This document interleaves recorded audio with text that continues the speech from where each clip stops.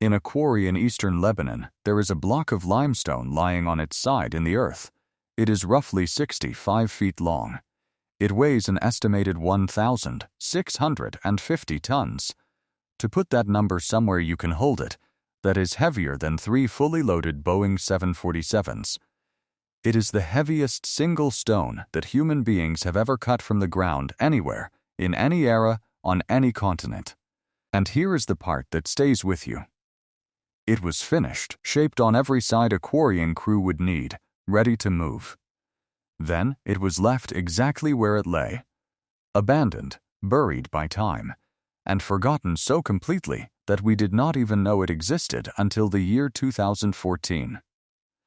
The site is called Baalbek, and today we are going to look closely at this one stone, what it is, who is likely to have cut it, and the question that no historian has been able to answer with a straight face. Why was it made? And how, exactly, was anyone planning to move it? Get comfortable. There is a great deal here, and every piece of it is real. Before we go any further, hold on to this one fact, because everything else hangs on it. The people who almost certainly built the temple here, the Romans, left detailed records of nearly everything they constructed. Their roads, their aqueducts, their harbors, and yet, about the largest stones at this site, they wrote nothing at all. Baalbek sits in the Bekaa Valley, about 50 miles northeast of Beirut, on a hilltop that people have occupied for thousands of years. The official history is well established, and it is worth stating clearly, because it is largely correct. Beginning in the 1st century BC and continuing for roughly 200 years, Roman emperors raised an enormous temple complex here. They called the city Heliopolis, the city of the sun. The Temple of Jupiter once stood among the grandest in the entire empire. 6 of its columns still stand today, around 65 feet tall. Nearby, the Temple of Bacchus is so well preserved it almost looks finished last year. All of that is Roman. The craftsmanship is documented, dated, and understood. But the temple was built on top of a platform. And it is the platform, the foundation beneath the Roman work, that has never sat comfortably inside the official story. Because the stones in that platform are not merely large. Some of them are among the heaviest objects ever lifted by human hands. And nobody, not the Romans in their records, not historians since, has clearly explained how they got there. Set into the western wall of the platform are 3 colossal limestone blocks. Together they are known as the trilithon. Each one is around 62 feet long. Each weighs in the region of 800 tons. Compare that to the monuments most of us already think of as impossible. The largest standing stones at Stonehenge weigh about 25 tons. The heaviest blocks inside the Great Pyramid of Giza weigh around 80 tons. A single trilithon stone outweighs the largest Giza block roughly 10 times over. And these 3 were not laid on the ground. They were raised several feet into the air and set on top of an earlier course of stones themselves enormous, each weighing several hundred tons. Now keep that figure in mind, 800 tons, lifted and placed with a precision that will not admit a knife blade between the joints. Because we are about to walk a short distance from this wall to a quarry on the edge of town, and in that quarry is a stone that makes the trilithon look almost modest. About a mile from the temple lies the quarry where these stones were cut, and it is here, not in the temple itself, that the mystery sharpens. The most famous block in the quarry has a name. The locals call it the Stone of the Pregnant Woman Hajar al-Hibla. An old legend holds that a woman promised to reveal the secret of how the stones were moved in exchange for food.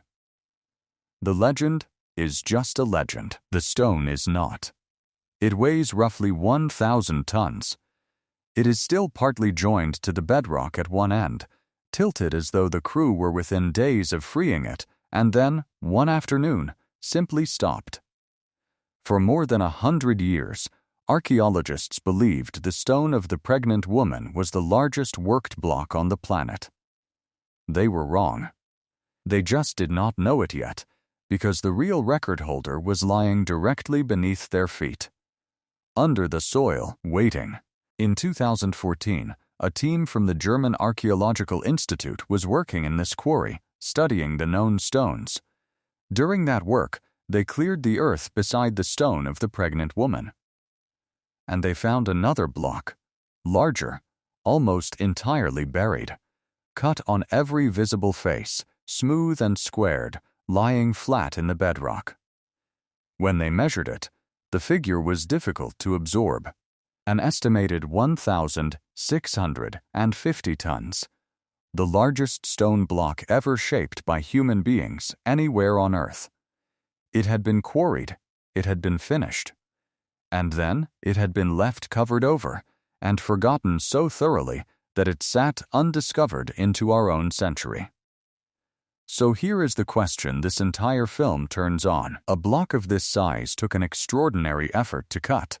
Whoever did it knew precisely how heavy it was. They knew the distance to the temple. They knew the slope of the ground. So why carve it at all? And how on earth did they intend to move it? For over a century, serious people engineers, archaeologists, historians have tried to explain how blocks of this scale were handled. Let us go through the honest answers, the ones that hold up and the ones that do not. The mainstream view, and the most likely one, is straightforward. The Romans were exceptional engineers. They moved very large stones using sledges, timber, levers, earthen ramps, and capstans, human-powered winches, combined with enormous, well-organized workforces. Scaled up far enough, those same techniques could, in principle, move blocks heavier than anything they wrote about. But in principle is where the trouble begins. Consider the Roman crane. Their lifting machines were remarkable multi-pulley devices driven by treadwheels. Yet the analysis is consistent. The most powerful of them topped out at a few dozen tons. The trilithon stones weigh around 800 each. No Roman crane on record could lift them.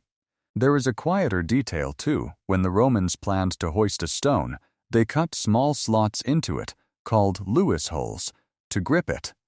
The trilithon blocks have none. So the lifting was almost certainly done another way, by ramps and leverage, rather than by crane. That is plausible for 800 tons. It becomes very hard to picture for 1,650. And that is the honest position of modern science. Not impossible. Not aliens. Something more uncomfortable than either. We can describe methods that might have worked. We have never demonstrated them at this scale. The largest of these stones sits at the very edge of what we can explain, and possibly just beyond it. Moving the stones is one puzzle, cutting them is another. Look closely at the joints in the platform, and the surfaces are remarkably flat, the angles remarkably true. The blocks meet so tightly that observers have tried and failed to pass a blade between them across faces 60 feet long. Now, limestone is a forgiving material far softer than granite, and skilled masons with iron tools and patience can achieve a great deal. So, the precision alone does not require us to invent new technology. What it does require is something the old textbooks rarely granted these builders: genuine mathematical skill, careful planning, and real engineering discipline. And Baalbek does not stand alone. At Sacsayhuaman in Peru, walls of interlocking stone are fitted without mortar to a similar standard. At the Yangshan quarry in China, an unfinished monolith larger still, and also abandoned, sits exactly as the forgotten stone does, as if its makers shared the same ambition and met the same wall. Across thousands of miles, and in some cases, thousands of years, the same instinct keeps appearing. Cut something colossal. Fit it perfectly. Build it to outlast everything around it.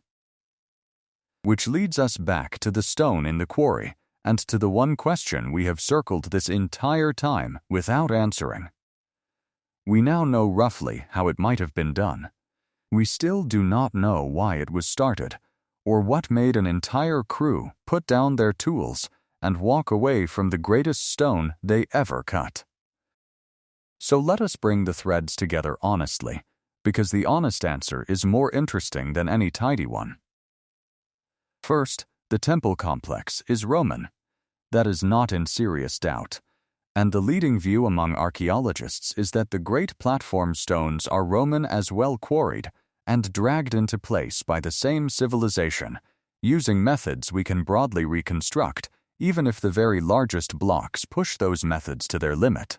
Second, a smaller number of researchers argue the foundation is far older than the Roman temple, that the Romans found the great platform already standing and built on top of it. They point to weathering on the stones and to the silence in the Roman records. It is a minority position, and the mainstream evidence does not support a lost civilization origin. But it survives, because the conventional story still leaves real gaps. And here is where both camps fall quiet. The forgotten stone, the 1,650-ton block, was never moved. Whoever shaped it, Roman or otherwise, gave up. Some believe the block cracked or proved flawed and was written off.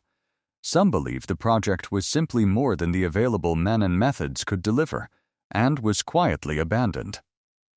Some believe an event, a war, a death, a disaster ended the work in a single season.